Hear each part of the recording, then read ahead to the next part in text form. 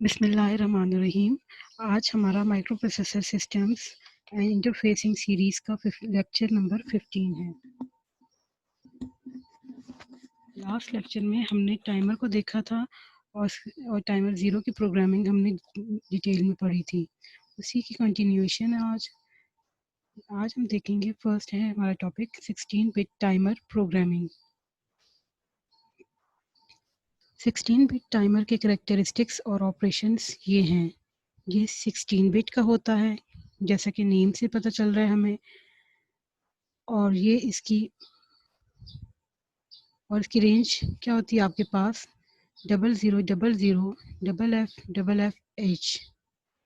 और ये values timer high और टाइमर लो बाइट में लोड होती हैं, TMROH और TMROL जिसे हम कह रहे होते हैं। वैल्यूज़ लोड होने के बाद टाइमर स्टार्ट हो जाएगा और टाइमर ज़ीरो के लिए आप जो इंस्ट्रक्शंस यूज़ कर रहे होते हैं वो बेसिकली क्या होती है, BSF TOCON TMRON।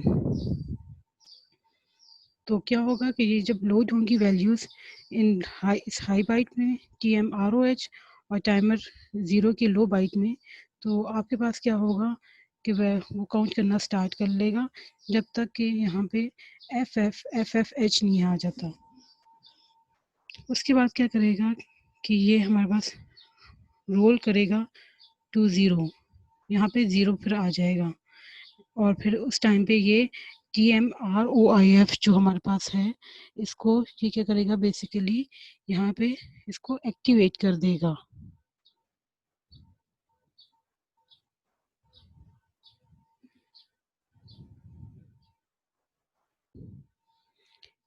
ये बेसिकली आपके पास टाइमर ज़ीरो इंटरप्ट फ्लैग की बिट होती है। तो एक्टिवेट होने के बाद क्या हुआ कि आपके पास अगेन जो आपके पास टाइमर ज़ीरो की हाई बाइट और लो बाइट है वो रीलोड हो जाएगी और आपके पास इस टाइम पे जो आपके पास इंटरप्ट फ्लैग टाइमर ज़ीरो का इंटरप्ट फ्लैग की बिट होगी वो आपके पास डीएक्टिव हो जाएगी। तो ये आपके पास स्टेप्स होते हैं टाइमर ज़ीरो के, that is basically of 16 bit mode to generate time delay. सबसे पहले क्या हुआ, आपके पास TOCON जो आपके पास बेसिकली क्या था, टाइमर ज़ीरो कंट्रोल रजिस्टर, ये लोड होगा। उसके बाद टाइमर ज़ीरो का हाई बाइट और टाइमर ज़ीरो की लो बाइट जो है वो क्या करेगी, लोड करेगी वैल्यूज़। देन आपके पास ये इंस्ट्रक्शन जो है वो आप यूज़ करोगे BSF TOCON, ठीक है। तो आपके पास ये बेसिकली सेट करने के लिए होता है आपके पास BSF। फिर हम क्या करेंगे, आप मॉनिटर करते रहेंगे अपने इंटरप्ट फ्लैग के रजिस्टर को बिट को। अगर वो रेज हो जाता है तो उस टाइम पे क्या होगा, टाइमर को स्टॉप कर देंगे और आप क्या करोगे, जो आपके पास इंटरप्ट फ्लैग का जो टाइमर ज़ीरो है उस बिट को आप क्या करेंगे, क्लियर कर देंगे और अगेन आपने क्या करना है, स्टेप 2 पे चले जाना है, जो कि बेसिकली क्या था, टाइमर ज़ीरो के हाई बाइट और लो बाइट को आपने लोड कर वैल्यूज़ जो थी उसमें लोड कर देनी है। नेक्स्ट हमारे पास एक एग्जांपल आ गई। इसमें आपने क्या करना है, 50% का ड्यूटी साइकिल जनरेट करना है, that is basically of square wave. इसका मतलब 50% मीन्स कि आपके पास जो हाई पोर्शन है और लो पोर्शन है वो दोनों इक्वल होंगे। और ये 50% ड्यूटी साइकिल आपने ऑन पोर्ट बी की जो फिफ्थ बिट है वहाँ पे जनरेट करना है। और टाइमर ज़ीरो जो है is use to generate the time delay, और टाइमर ज़ीरो जो है वो हम यूज़ करेंगे टाइम डिले को जनरेट करने के लिए। तो इस प्रोग्राम को आप फिर इसके बाद एनालाइज भी करेंगे।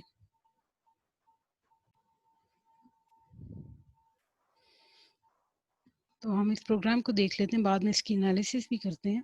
यहाँ पे देखें तो आपके पास पोर्ट जो थी आपके पास पोर्ट बी की जो फिफ्थ बिट थी उसको हमने क्या कर दिया, यहाँ पे क्लियर कर दिया।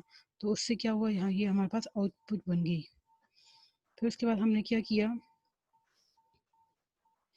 हमने यहाँ पे 08 जो था उसको हमने लोड कर दिया कहाँ पे, वर्किंग रजिस्टर में।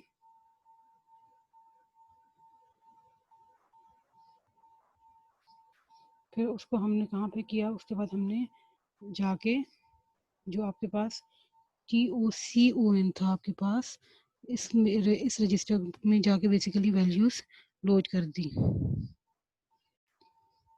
TOCON basically timer zero control register है, तो इसमें आपने वैल्यूज लोड कर दी।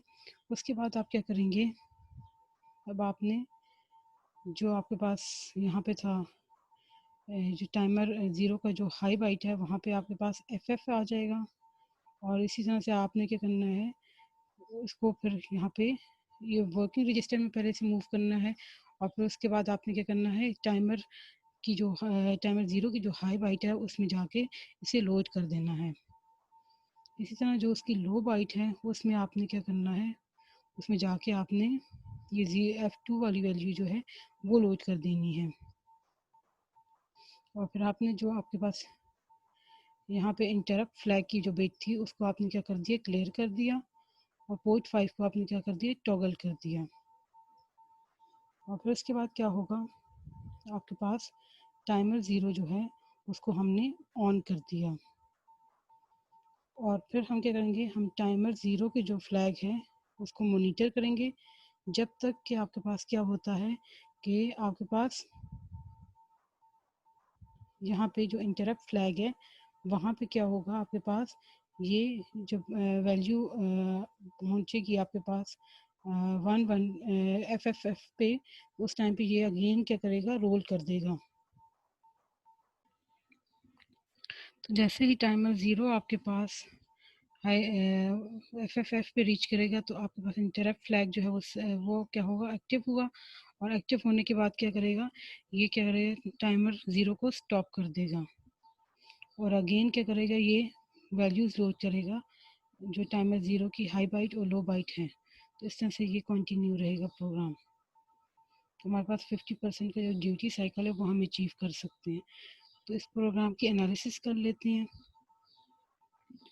इस प्रोग्राम में हमने नोट किया कि हमने क्या किया, पहले टाइम ज़ीरो का जो कंट्रोल आपके पास रजिस्टर था उसको पहले आपने लोड किया, और आपके पास टाइमर ज़ीरो के पे आपने क्या किया, आपने ये वैल्यू लोड कर दी FFF2H, ये हेक्साडेसिमल वैल्यू है। तो आपका जो लो बाइट है वो टाइमर ज़ीरो की लो बाइट में जाकर स्टोर हो जाएगी, और इसी तरह से जो FF है ये टाइमर ज़ीरो की आपके पास बेसिकली हाई बाइट है, तो ये आपके पास हाई बाइट जो टाइमर ज़ीरो है उसमें जाकर स्टोर हो जाएगी। नेक्स्ट हमारे पास क्या होगा, टाइमर ज़ीरो इंटरप्ट फ्लैग जो है वो क्लियर कर देंगे हम by using this instruction BCF INTCON TMROIF। ये हम इंस्ट्रक्शन सिंपल यूज़ करेंगे, तो इससे हमारे पास क्या होगा, टाइमर ज़ीरो जो है वो इंटरप्ट फ्लैग वो क्लियर हो जाएगा, ये जो बिट थी। अब हमने क्या करना है, पोर्ट B5, पोर्ट बी की जो 5th बिट है इसको हमने टॉगल कर देना है हाई से लो की तरफ, ठीक है, क्योंकि आपने स्केयर वेव जनरेट करनी है, इसलिए हम ये कर लेंगे। टाइमर ज़ीरो क्या करेंगे, यहाँ पे हम कहते हैं स्टार्ट हो जाता है जब आप ये इंस्ट्रक्शन यूज़ करते हो, और ये काउंट करेगा with the with the passing of each clock provided by crystal oscillator। crystal oscillator की जो आपके पास क्लॉक मिल रही है उसकी बेसिस पे ये से काउंट करता रहेगा, और करते करते क्या होगा, ये रीच करेगा या FFF3 से स्टार्ट करेगा, और ये चलते चलते आ जाएगा FFH तक, और जैसे ही एक और क्लॉक साइकिल उसे मिलेगा तो अगेन क्या होगा कि आपके पास इंटरप्ट फ्लैग जो है वो सेट हो जाएगा, और यहाँ पे और इस टाइम पे आपके पास टाइमर ज़ीरो जो था वो ज़ीरो पे रोल बैक कर जाएगा। फिर आपके पास यहाँ पे इस पॉइंट पे आपके पास ये जो इंस्ट्रक्शन है इसको बाईपास कर देगा, ठीक है, ये इंस्ट्रक्शन आपके पास बाईपास कर रही होगी इस इंस्ट्रक्शन को, और टाइमर ज़ीरो जो है वो स्टॉप हो जाएगा व्हेन वी रीच और दिस इंस्ट्रक्शन, और प्रोसेस जो है अगेन वो रिपीट होगा कि आपके पास जब जैसे ही इंटरप्ट फ्लैग की बिट सेट हुई उस टाइम पे आपके पास टाइमर 0 जो है वो रीलोड हो जाएगा, और ये प्रोसेस इस तरह से कंटिन्यू रहेगा और 50% ड्यूटी साइकिल आपके पास जनरेट होकर मिलेगा। Now finding values to be loaded into the timer, कि हम टाइमर पे जो वैल्यूज लोड हुई हैं वो किस तरह से फाइंड करेंगे। तो हम एज्यूम करते हैं कि हमारे पास क्रिस्टल फ्रीक्वेंसी कितनी है, हमारे पास 10 मेगाहर्ट्ज है, और प्री स्केलर हम कोई भी यूज़ नहीं कर सकते। प्री स्केलर बेसिकली होता क्या है, तो basically the pre scalar option of time zero control register allows us to divide the instruction clock by a factor of 2 to 256। ये बेसिकली आपके पास प्री स्केलर होता है। तो यहाँ पे हम कहते हैं and no prescaler can be use for following steps. ठीक है, तो हमारे पास प्री स्केलर यहाँ पे कोई नहीं यूज़ हो रहा। टाइमर ज़ीरो के हाई बाइट और लो बाइट रजिस्टर्स जो हैं उनको फाइंड करने, उनकी वैल्यूज़ फाइंड करने के लिए तो हम करेंगे क्या, फर्स्ट स्टेप में हम कहेंगे कि आपके पास जो भी आपके पास डिजायर्ड टाइम डिले है उसको डिवाइड कर लो बाय 0.4 माइक्रो सेकेंड। देन उसके बाद क्या करें, आप 65535 माइनस एन कर दें, और एन बेसिकली आपके पास क्या है, डेसिमल वैल्यू है जो कि हमें स्टेप 1 से मिल रही होगी। अब उस वैल्यू को आपने क्या करना है, हेक्साडेसिमल वैल्यू में कन्वर्ट कर देना है। तो आपके पास क्या होगा, एक 16 बिट की वैल्यू आ जाएगी, या हम कहेंगे 2 बाइट की वैल्यू आ गई। तो आपके पास उसे हम कह देंगे वाई वाई एक्स एक्स। ये वाई वाई आपके पास हाई बाइट होगी, और ये जो आपके पास एक्स एस है वो लो बाइट आ गई। तो आपके पास टाइमर ज़ीरो की जो लो बाइट है उसे हम एक्स एक्स कह देंगे, और टाइमर ज़ीरो की जो हाई बाइट है उसको हम वाई वाई कह देंगे। तो इस तरह से आप जो है टाइमर ज़ीरो जो है उसकी वैल्यू जो है उसको फाइंड कर सकते हैं। एक और हम प्रोग्राम देख लेते हैं। इसमें हम कहते हैं crystal frequency is equals to 10 megahertz. Right a program to generate a square wave with a period of 10 millisecond. आपने ऐसी स्क्वायर वेव जनरेट करनी है जिसका टाइम पीरियड कितना हो, आपके पास 10 मिलीसेकंड हो, ऑन पोर्ट B.3 पोर्ट, और ये किस पे हो, ये पोर्ट बी पे की पिन नंबर 3 पे ये सब हो रहा हो, जनरेट हो रही है स्क्वायर वेव।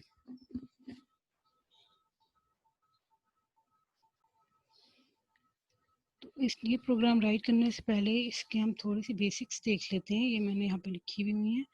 तो स्क्वायर वेव के लिए अगर आप स्क्वायर वेव जनरेट करना चाहते हैं with t equals to 10 millisecond, तो उसके लिए आप क्या करोगे कि आप कहेंगे कि हमने टाइम डिले जो है हमने कितना रखना है, 5 मिली सेकेंड, बिकॉज आपके पास क्रिस्टल फ्रिक्वेंसी कितनी है, 10 मेगाहर्ट्ज, और ये काउंटर जो है वो काउंट कर रहा था फॉर एवरी 0.4 माइक्रो सेकेंड। तो इसका मतलब क्या हुआ कि आपने 5 मिली सेकेंड को डिवाइड करना है 0.4 माइक्रो सेकेंड से, तो आपके पास कितने नंबर ऑफ क्लॉक्स आ जाएंगी, 12,500।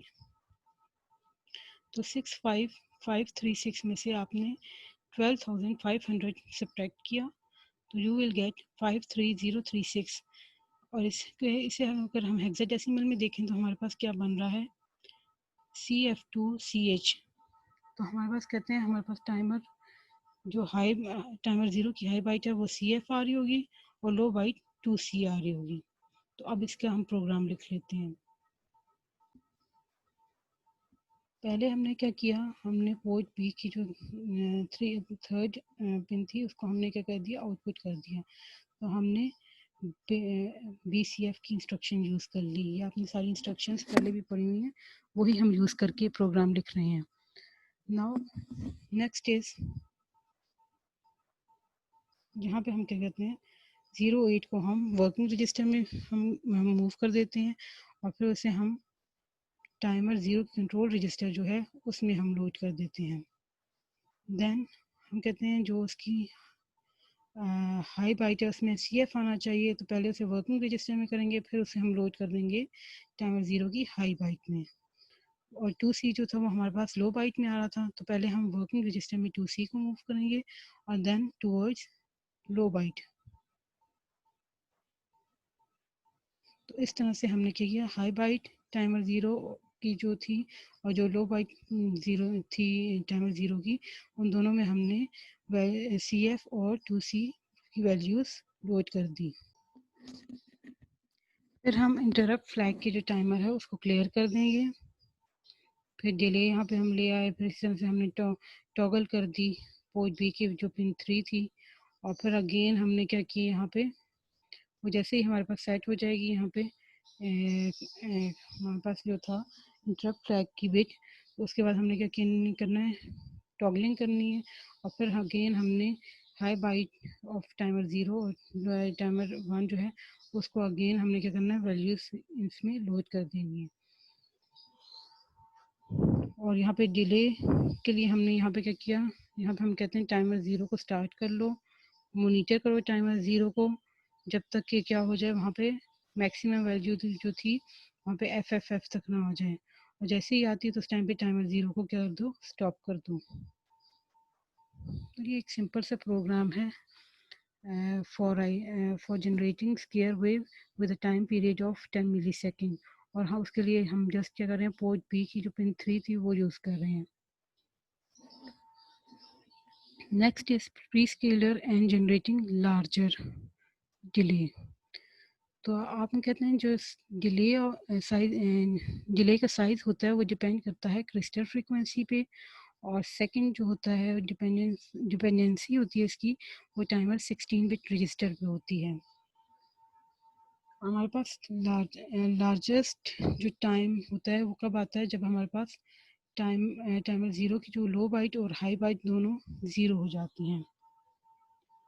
और हमारे पास प्री स्केलर ऑप्शन जो होती है वो हम यूज़ कर लेते हैं, जैसे कि पहले भी मैंने आपको बताया था डिले के लिए। और हम क्या करते हैं, 0 से लेके 2 से लेके 256 तक जो है वो हम फैक्टर्स को यूज़ कर रहे होते हैं, ठीक है। अगर हम कहते हैं हमारे पास टाइमर ज़ीरो का कंट्रोल रजिस्टर जो है वो अगर 00000101 है, तो हमारे पास टाइम यहाँ पे टाइम डिले क्या होगा, 4 इंटू 64/f। तो फ्रिक्वेंसी से हम डिवाइड कर लेंगे तो इस तरह से हमारे पास क्या आएगा, टाइम डिले आ जाएगा। तो ये हम यहाँ पे यूज़ भी कर रहे हैं। देखें, क्रिस्टल फ्रिक्वेंसी है, इसको हमने डिवाइड किया 4 और फिर हमने इसे डिवाइड कर दिया 64 से, तो ये हमारे पास TMRX आ जाएगा। एक एग्जांपल देख लेते हैं, वहाँ से आपको ज़्यादा क्लियर हो जाएगी। क्या है इसमें, क्या करना है, find the timers clock frequency and it's period for various PIC 18 base systems. आपने क्या करना है, टाइमर की क्लॉक फ्रीक्वेंसी को और इसके पीरियड को फाइंड करना है, ठीक है, for the following crystal frequencies. Crystal frequencies आपको पास गिवन है और हमने प्री स्केलर एज्यूम करना है 1:64, जैसे 1/64 भी कह सकते हैं। टू फ्रीक्वेंसीज जो आपके पास हैं, एक है 10 मेगाहर्ट्ज एंड सेकंड वन है 16 मेगाहर्ट्ज। ये दोनों आपके पास क्रिस्टल फ्रीक्वेंसीज आ गई। अब हम टाइम क्लॉक फ्रीक्वेंसी और पीरियड फाइंड करेंगे बाई जब हमें हमारे पास ये क्रिस्टल फ्रीक्वेंसीज गिवन है। ये आपके पास क्रिस्टल ऑसिलेटर में आपके पास ये फ्रीक्वेंसीज आ जाएंगी। तो बाकी ये प्रोसेस आपका इस तरह से रहेगा। फर्स्ट हम कहते हैं हमने क्या करना है, अगर 10 मेगाहर्ट्ज की आपके पास फ्रीक्वेंसी है, फर्स्ट अगर उसका पार्ट देखें तो 10 डिवाइड बाई 4 हो गया, हमारे पास कितना आया 2.5 मेगाहर्ट्ज। और फिर हमने उसे क्या किया, 2.5 को डिवाइड कर दिया 64 से, तो वी गेट 39062.5 हर्ट्ज। क्योंकि हमारे पास यहाँ पे हमने कहा था कि हमारे पास प्री स्केलर कितना है 64, तो इसलिए हमने यहाँ पे 64 से डिवाइड कर लिया 2.5। तो हमारे पास अब हमने क्या करना है, नेक्स्ट हमने टाइम पीरियड कैलकुलेट करना है, इसका पीरियड। तो वो देखें तो हमारे पास क्या आ गया, फ्रीक्वेंसी जो होती है वो T=1/f की इक्वल होती है टाइम पीरियड। तो T=1/f करेंगे तो हमारे पास कितना आया टाइम, 25.6 माइक्रोसेकंड। नेक्स्ट हमारे पास आता है 16 मेगाहर्ट्ज की क्रिस्टल फ्रीक्वेंसी। तो उसके लिए भी अगेन वही स्टेप्स होंगे, 16 को डिवाइड करेंगे 4 पे, तो आपके पास क्या आया 4 मेगाहर्ट्ज आ गया। देन प्री स्केलर आपके पास 64 था, तो 64 पे डिवाइड करेंगे तो you will get 62500 hertz. And now time period अगर देखें तो आपके पास कितना आया 1 डिवाइडेड बाय एफ, तो एफ आपके पास कितना था 62500, you will get 16 microsecond. Now next, counter programming.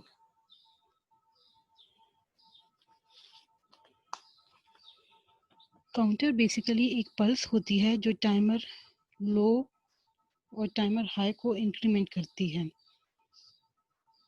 Timer zero control register में timer zero clock source timer के क्लॉक सोर्स को डिसाइड करता है। अगर TOCS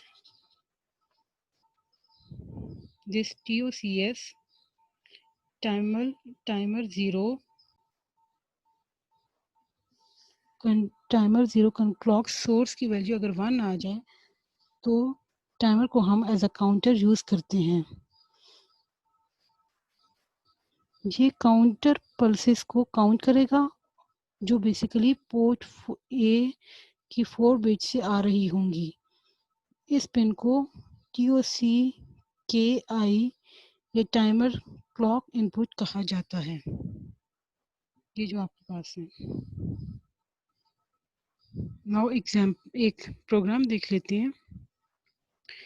Assuming that clock pulses are fed into pin TOCKI, that is basically timer 0 clock input, and buzzer is connected to pin port B.1. तो buzzer आपने port B की जो first pin थी उसके साथ कनेक्ट किया हुआ है। Write a program for counter zero. Counter zero के लिए आपने प्रोग्राम लिखना है in 8 bit mode to sound the buzzer every 100 pulses. कि 8 बिट मोड का कि वो क्या करें काउंटर ज़ीरो जो हो वो 8 बिट मोड में हो और क्या करें बजर को वो वहाँ पे जब करेगा तो 100 पल्सेस वहाँ पे जनरेट करें। ठीक है, तो इसका हम देख लेते हैं इसके लिए हम प्रोग्राम कैसे लिखेंगे। तो हम कहते हैं कि 100 पल्सेस के बाद बजर जो है वो साउंड जनरेट करे। We set the initial counter value, हमने इनिशियली इसे क्या किया 100 इसे सेट कर दिया और हम हेक्साडेसिमल में से क्या करेंगे 9C और ये काउंट करता रहेगा जब तक कि हमारे पास FF नहीं आ जाता। जैसे ही ओवरफ्लो हुआ तो हम क्या करेंगे बजर जो है वो टॉगल कर जाएगी चाहे पोर्ट बी की जो पिन 1 थी उस पर। तो हम क्या करते हैं हम जो हमारे पास है पोर्ट बी की जो फर्स्ट बिट है फर्स्ट पिन है उसको हम क्लियर कर देंगे, मींस उसे हमने आउटपुट बना दिया। फिर हमने क्या किया जो आपके पास इसी तरह से पोर्ट ए जो था वहाँ पे आपने क्या किया उसकी फोर्थ पिन पे आपने इनपुट दे दिया, उसे हमने BSF की इंस्ट्रक्शन से वहाँ पे सेट कर दिया उसे, मीन्स सेट करने का मतलब कि उसे हमने इनपुट बना दिया। देन यहाँ पे हमने क्या किया मूव LW 0x68, मीन्स कि हम यहाँ पे क्या कर रहे हैं टाइमर ज़ीरो जो है हमारे पास और हम क्या करेंगे उसमें हम वैल्यू लोड करेंगे 68 की। तो इसके लिए हम क्या करेंगे यहाँ पे पहले वर्किंग रजिस्टर में इस वैल्यू को मूव किया और इसके बाद हमने क्या किया इसे जो आपके पास टाइमर ज़ीरो कंट्रोल रजिस्टर है उसमें हमने लोड कर दिया। नाउ हम क्या करेंगे जो हमारे पास मूव LWD 100 जो है इससे क्या हुआ आपके पास टाइमर ज़ीरो की जो लो बाइट है उसमें ज़ीरो आपके पास लोड हो गया। ठीक है, और फिर हमने क्या किया स्टार्ट कर दिया टाइमर ज़ीरो को और क्या करेगा मॉनिटर करता रहेगा टाइमर ज़ीरो जब तक कि आपके पास इंटरप्ट फ्लैग जो है उसकी बिट आपके पास सेट नहीं हो जाती, एक्टिव नहीं हो जाती। और जैसे ही एक्टिव होगी तो उसके बाद क्या होगा अगेन वो लोड कर देगा टाइमर ज़ीरो को और इस टाइम पे क्या होगा आपके पास बजर जो होगा वो साउंड प्रोड्यूस करेगा और आपके पास यहाँ पे हमने कॉल डिले की यहाँ पे हमने इंस्ट्रक्शन यूज़ कर ली है तो आपके पास क्या आएगा कि यहाँ पे डिले यहाँ पे आ जाएगा ठीक है। और फिर आपके पास अगेन क्या होगा कि ये ओवर पे हमने गो टू की इंस्ट्रक्शन यूज़ की है, तो ये जंप कर जाएगा यहाँ पे। तो अगेन आपके पास साउंड जो है वो क्या होगी, प्रोड्यूस होगी, और ये हमेशा यहाँ पे क्या होगा, साउंड प्रोड्यूस करते रहेगी, बजर जो है वो साउंड प्रोड्यूस करती रहेगी ऑन पोर्ट बी, ठीक है, और पोर्ट बी की कौन सी, पिन नंबर 1 पे। तो ये आपके पास एक सिंपल सा प्रोग्राम आ गया। तो बहुत सिंपल है, ये आप सारे प्रोग्राम जो हैं वो रन करके देखें अपने उस पर MP लैब पे, और जो मैं आपको असाइनमेंट देती हूँ वो भी आप MP लैब पे रन करके इसे चेक किया करें। अगर रन हो रहे हैं और आपके जो रिजल्ट्स हैं वो आ रहे हैं, तब मुझे फिर असाइनमेंट सेंड किया करें। और अगर कोई क्वेश्चन है तो आप पूछ सकते हैं क्लास में। Thank you.